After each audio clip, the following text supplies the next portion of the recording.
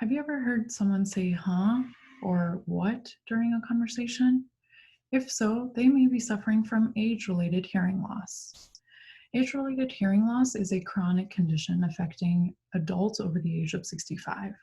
But what if I told you that hearing loss may start as early as your 30s? What we're trying to study is how early do signs of hearing loss become evident. And what we found is that sounds that are recorded in the ear canal can tell us about age-related hearing loss much sooner than other measures of hearing. My name is Uzma Wilson, and I am a PhD candidate in the Auditory Research Lab at Northwestern University. And today I'm going to show you what these measurements are and how we can use them to understand aging and hearing.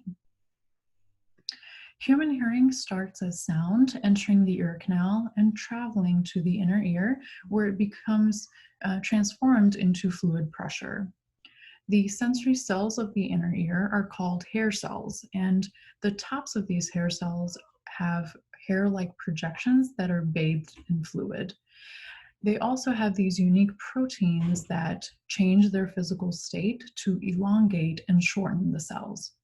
Similar to an accordion that expands and compresses to create music, these cells elongate and shorten to amplify vibrations of the membrane that they sit on. In that process, the amplification of the membrane creates reflections in the inner ear, similar to a light refracting in a kaleidoscope. These reflections travel back towards the ear canal and can be recorded with a sensitive microphone as sound in the ear canal.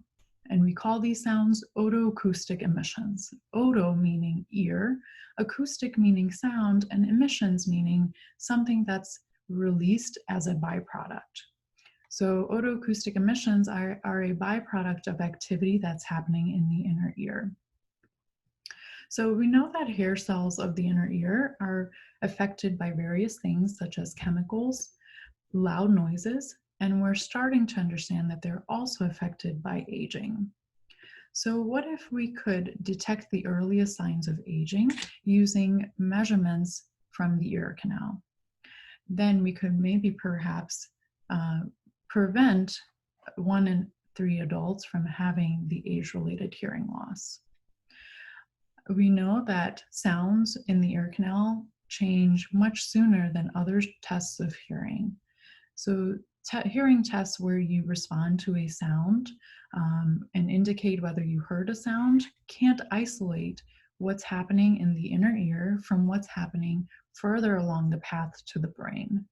So now that we know that otoacoustic emissions can tell us about auditory aging much sooner than other measurements of hearing loss, we need to understand how exactly these sounds change with development and aging so that we can use these tools to prevent hearing loss or to treat hearing loss as early as possible so that people don't have to say huh or what during conversations.